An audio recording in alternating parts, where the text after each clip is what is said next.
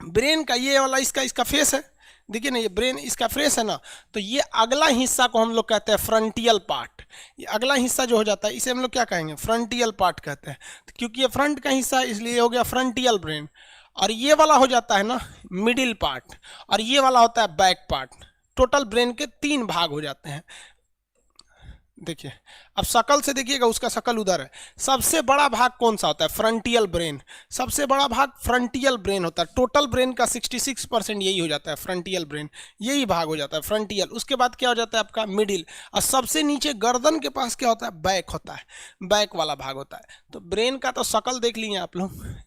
इसे कौन सी हड्डी सुरक्षा देती है, क्रेनियम नामक हड्डी सुरक्षा देती है। अब हम यहाँ आते हैं अपने टॉपिक पर। यहाँ आपको बता देते हैं ब्रेन का 3 हिस्सा हो गए ब्रेन के।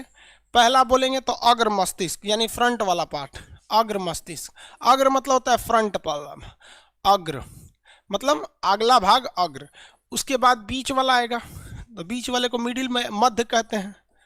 उसके बाद क्या आएगा, पीछे वाला बैक वाला, इसे पश्च कहते हैं। फ्रंट वाला जो पार्ट होता है वो सबसे बड़ा होता है। इसके 3 हिस्से होते हैं, 3 अलग अलग पार्ट्स होते हैं, जिसमें आपसे सबसे ज्यादा क्वेश्चन सेरी ब्रम से पूछता है। सेरी देखिए ब में इसे र है रम, सेरी ब्रम सबसे बड़ा भाग, जो ये तो ऑलरेडी सबसे बड़ा होता है, उसका सबसे बड़ा, उसमें भी सबसे ज्यादा हिस्सा सेरिब्रम का होता है। सेरिब्रम हो गया। सेरिब्रम जो होता है इसे मस्तिष्क का सबसे आगे वाला भाग होता है, सबसे पहला भाग, इसलिए इसे हम लोग प्रमस्तिष्क कहते हैं। प्रमस्तिष्क। अरे मस्तिष्क कैसे लिखाएगा देख लीजिएगा, ठीक से लिखा है कि नहीं, अपना समझ जाएंगे। मस्तिष्क ये टोटल ब्रेन का 2/3 पार्ट होता है, यानी लगभग परसेंटेज में बात करेंगे तो 66% भाग होता है। जो एग्जाम में क्वेश्चन पूछे जाएंगे यही 2 पूछे जाएंगे कि ब्रेन का सबसे ज्यादा पार्ट कौन घेरा है, तो आप बताएंगे अग्र मस्तिष्क। लेकिन दिक्कत ये होती है कि ऑप्शन में ही नहीं रहता अग्र मस्तिष्क, यानी फ्रंटियल ब्रेन नहीं रहता है, ऑप्शन में रहता है सेरिब्रम। तो ऑप्शन क्या लगाएंगे लोग, सेरिब्रम लगाएंगे। सेरिब्रम, सेरिब्रम कितना परसेंट होता है, तो 2/3 होता है, यानी 66% होता है। उसे क्या कहते हैं, प्रमस्तिष्क। अब इसका काम क्या होता है, ये हमारे शरीर में मेमोरी सिस्टम को पैदा करता है। मेमोरी यही कंट्रोल करता है। अगर जिसका सेरिब्रम खराब हो गया ना, उसकी मेमोरी अच्छी नहीं रहती है। अब आप किसी किसी को देखते होंगे कि वो भुला जाता है कोनो बतिए, किसी को देखेगा तो कहेगा आप कौन है, तो लोग इशारा करे रे तोरे बाबूजी हैं, तो ओहो पापा पापा, भुला जाता है कोनो बतिया। तो जिसका सेरिब्रम कमजोर रहेगा उसकी याददाश्त कमजोर रहेगी। स्टूडेंट लाइफ में सेरिब्रम का मजबूत होना बहुत ज़्यादा जरूरी है। ये सेरिब्रम अगर मजबूत रहेगा तो जो पढ़े हैं वो हमेशा याद रहेगा। आप स्टूडेंट को छोड़िए ना, टीचर्स लोग का सेरिब्रम कमजोर रहता है, नोट्स देख के पढ़ाता है। हिंदुस्तान का वो बर्बाद करने में आधा योगदान ही टीचर लोग का भी है। हिंदुस्तान के लगभग 50 से 60% टीचर्स, खास करके जीएस सेक्टर में, अब हम तो जीएसए की बात करेंगे, बाकी को बात हम क्या करेंगे, वो नोट्स देख के पढ़ाते हैं। क्यों, क्योंकि बेचारे लोग का सेरिब्रम क्या है, कमजोर है। और आप लोग का अगर सेरिब्रम कमजोर है तो एग्जाम में भूल जाएंगे, मजबूत रहेगा तो याद रहेगा। अब ये बढ़ता कैसे है, तो इसके 2-3 रास्ते हैं बढ़ने के। सबसे पहले चीज़ क्या है, आपको हेडेक नहीं लेना है। आप देखेंगे लड़का सब ना 2-4 चीज़ें ही हमेशा सोचते रहता है, लड़की सब भी लड़का सब भी, कि कोनो लड़की के पीछे पटेले रहेगा, उसको सोचेगा ऐसे करेगी वैसे करेगी।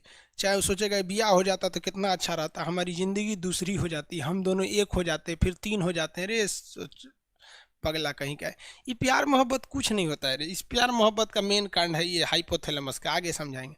तो जिन लोगों के अंदर कुछ खास चीज़ें सोचते रहते हैं, फैमिली को सोचेंगे कि इनको क्या होगा, आप देखिएंगे ना 8-10 टॉपिक होगा, आप उसी के बारे में सोचते होंगे। लड़की से भी सोचिए कि हमारा खूब अच्छा लड़का मिलता, ओहो कितना ध्यान रखता, हमारी हाथ में खुदे मेहंदी लगा देता, उठा के चाय ले आके पिलाने देता। बकलोल कहीं कैसा लड़का मिलेगा वहाँ पे। हाँ, तो ये सब चीज़ जितना सोचेंगे सुनो, उनका सेरिब्रम कमज़ोर होगा और उनकी याददाश्त कमज़ोर होती जाएगी।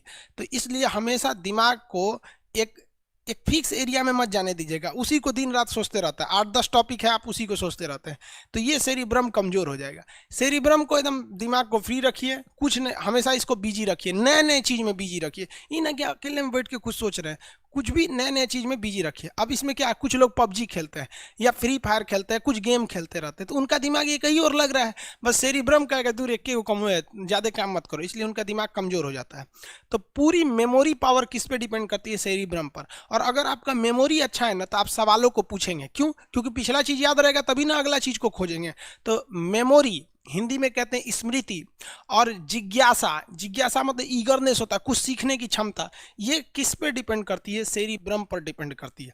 अगर सेरिब्रम अच्छा है तो आपकी मेमोरी अच्छी है, सेरिब्रम गड़बड़ है तो आपकी मेमोरी गड़बड़ हो जाएगी। देखिए दवा वगैरह इसके लिए नहीं आती है, सब ब्रेन के लिए ज़्यादा दवा वगैरह नहीं आती है। आप एक चीज़ खा सकते हैं, आयुर्वेदिक दवा है जिसका नाम है दिमागीन। ये आयुर्वेदिक दवा है हमदर्द की, टेस्ट भी अच्छा रहता है, च्यवनप्राश की तरह होता है। दिमागीन एक दवा होती है, लिख लेंगे लोग इसको, ये 1 चम्मच खाना होता है, ये आयुर्वेदिक है, नुकसान नहीं करता है। 1 चम्मच खाइए और ठीक ठाक से रहेंगे, बाल नहीं झड़ने देता है, क्योंकि दिमाग पे टेंशन लेंगे तो ये होगा। अरे बेवकूफ, दिमागीन का नाम इंग्लिश में क्या लिखना है रे बेवकूफ कहीं का,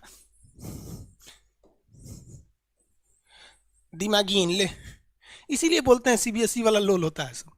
अरे बाबू, हिंदी में लिखेंगे राम चाहे इंग्लिश में लिखेंगे राम, क्या अंतर हो जाता है, पूरे सीबीएसई वाला है। दिमागीन हो गया, दिमागीन हो सकता है बंगाल का है, होगा, बंगाल वाले लोग हिंदी बहुत कमजोर होती है। तो आपको आई होप ये वाला तो पार्ट समझ में आ गया, सेरिब्रम।